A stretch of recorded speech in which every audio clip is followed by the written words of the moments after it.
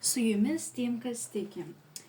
Įsimečiau kortas ir matau greitus įvykius su autoritetingu asmeniu dėl pinigų. Galbūt jisai jums suteiks pagalbą, galbūt gausite iš jo kažkokių gerų emocijų,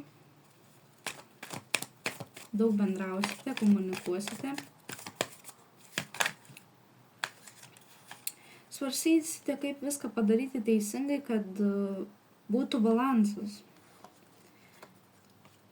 Turėsite šansą subalansuoti savo piniginę gausą.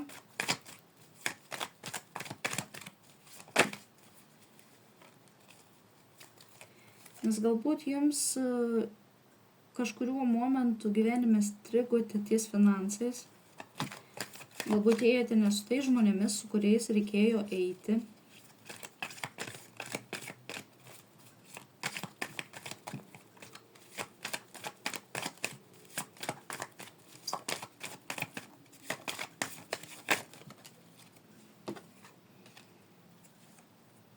Nauja pradžia moteriai.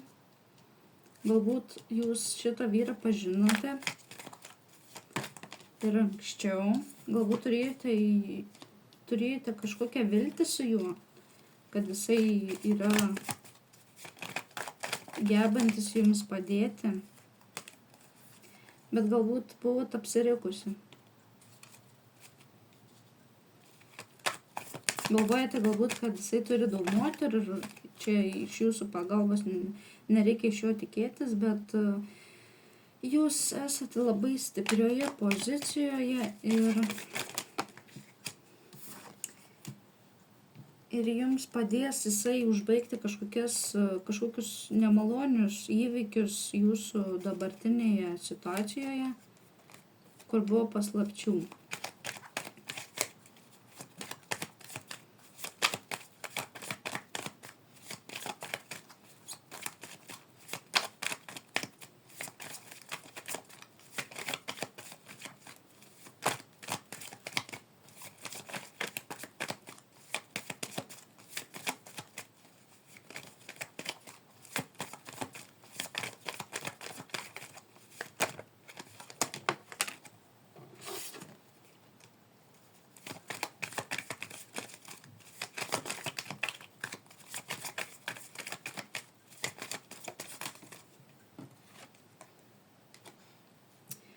Galbūt dar du žmonės kreipsis į jį arba į jūs dėl vienokių ar kitokių situacijų, dėl ko čia gali kreiptis.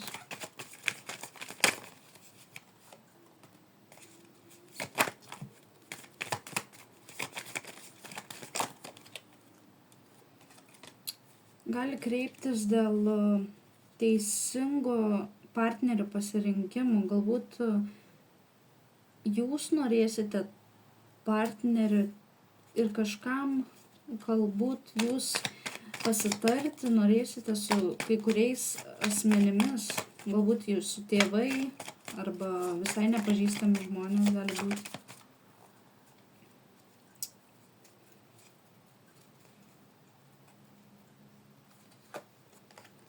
Jums nereikia priešintis, atsiskirti, liūdėti dėl esamos situacijos.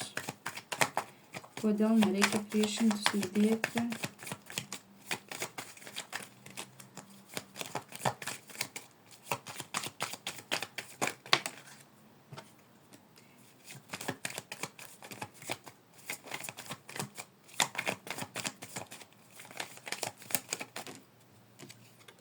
Nes tas žmogus atvyks jums į pagalbą. Pagalba bus suteikta, nors labai stengiatės savo jausmus valdyti ir finansiškai esate nepatogioj situacijai.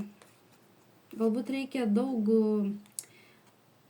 ir būstui, ir vaikams, ir visur įsidalina ir jūs tiesiog nesusitvarkote su savo finansinė situacija, todėl tas žmogus norėtų jums padėti, kad jūs pailsėtumėt.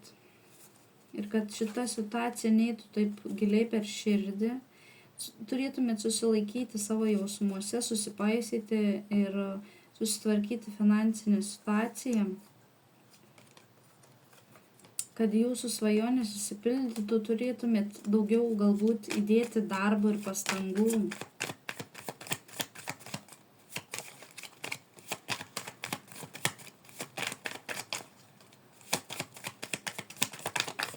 Kokia kryptimi jums eiti?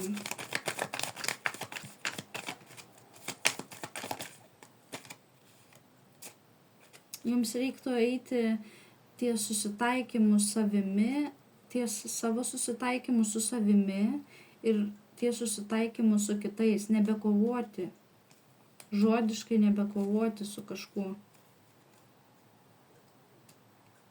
Jūs turit pabaigti, nes tai griauna jūsų gyvenimą iš esmės. Dėl to stringa finansai.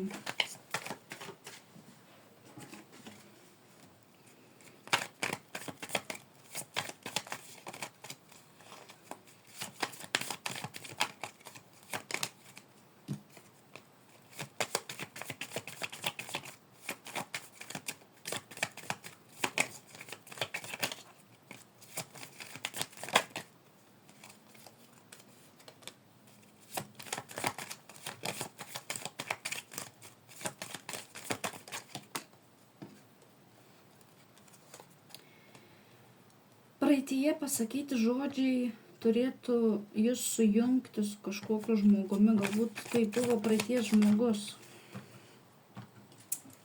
kuris greitai norėtų viską ištaisyti.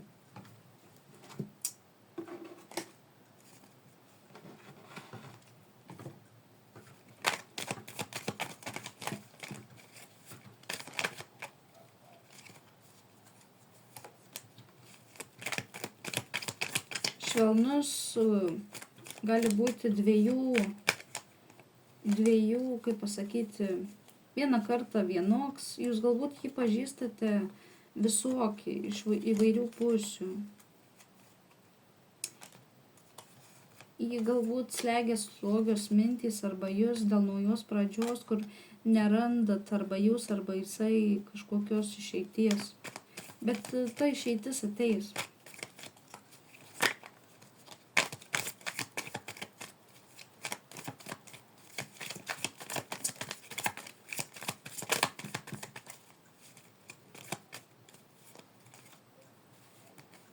Ateis išeitis dėl jūsų galbūt svajonių.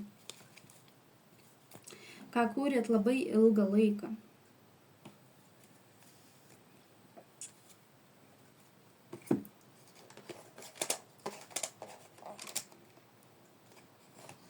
Paimkime gyvūnų galios kortas ir pažiūrėkime patarimą jums.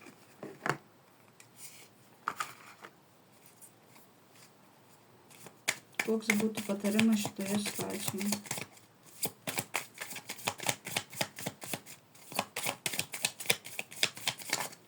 Kas esate jūs? Kas yra jis?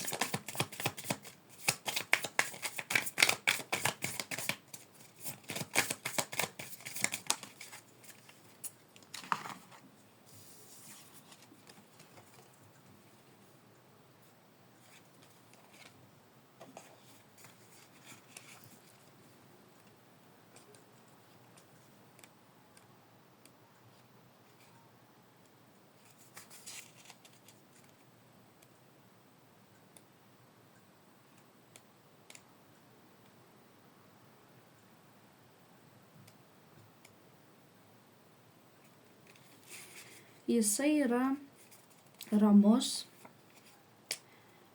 galingas ir moka pastebėti dalykus.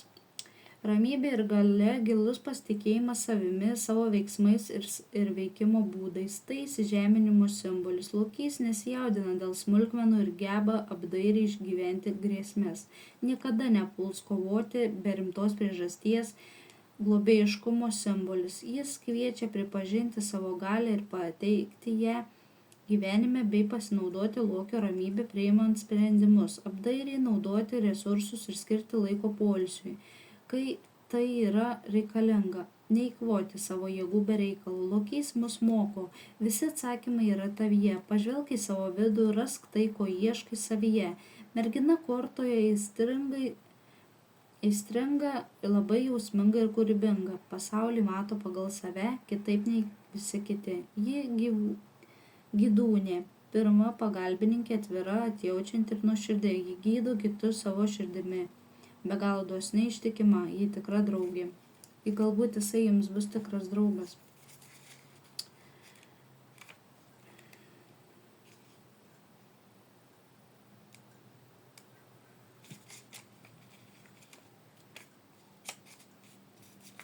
O jūs visa širdimi patirite laimę.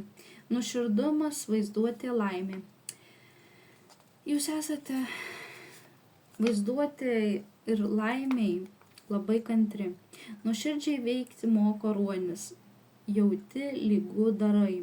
Tai labai išradingas gyvūnas, kuris skatina išskleisti vaizduotę, panaudoti ją visų pajėgumu. Jis moko kūrybinę energiją išreikšti be kompleksų ir ribojimų. Nori šokti, šok, nori dainuoti, dainuok, norisi piešti, piešk. Svarbiausia išleisti kūrybinę energiją ir leisti jai realizuotis. Beje, ruonis tiesiog spinduliuoja laimę, pasitenkinimą ir mokėjimą pasidžiaugti esamą situaciją. Moteris koitoje jaunystėje patyrusi daug išgyvenimų. Gyvenimas jos nelepino. Rūpesčiai paliko stiprų įspaudą kaktoje. Jos širdyje gyvena liūdesys ir ilgesys. Ji liūdna, nes neišsipildė savo gyvenimo svajonės, o gal prarado meilę. Tai drąsi, nuoširdi, rūpestinga, empatiška moteris, kalbanti tiksliai ir techniškai.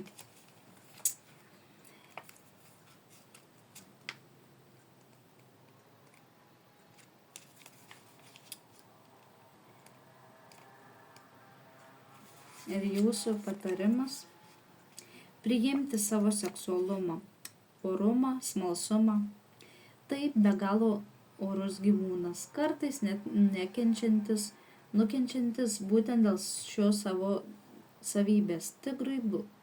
Tigrui būdinga įgimta lyderystė. Ar jaučiate, kad galėtumėte ar norėtumėte užimti lyderio poziciją? Šis gyvūnas labai smalsus, o pastaroji savybė yra itin palanki, norint atrasti naujų kelių, būdų ir galimybių, nematant, kad viskas jau yra pažinta. Tai saulės gyvūnas, veikiantis pagal vyriškos energijos principus. Tigras yra seksualinės energijos simbolis, nereiktų jo slopinti ar juolab gėdytis. Moteris kortoje atvira, nuoširdi, romantiška svajotoja, mėgstanti gamtą, ji yra tolerantiška ir atsakinga, plačių žvilgsnių žvelgia į pasaulį. Jai labai svarbu empatija, meilė, santykiai ir bendrystė. Taigi jūs turite išmokti bendrystės santykiuose, meilėje ir empatijoje. Tokia būtų jūsų žinutė šiandien. Galite rašyti komentarus, pasekti mano kanalą ir sužinoti daugiau apie save, apie kitus ir apie artėjančius įvykius. Su jumis buvo Tiem, kas tiki. Ačiū, kad žiūrėjote.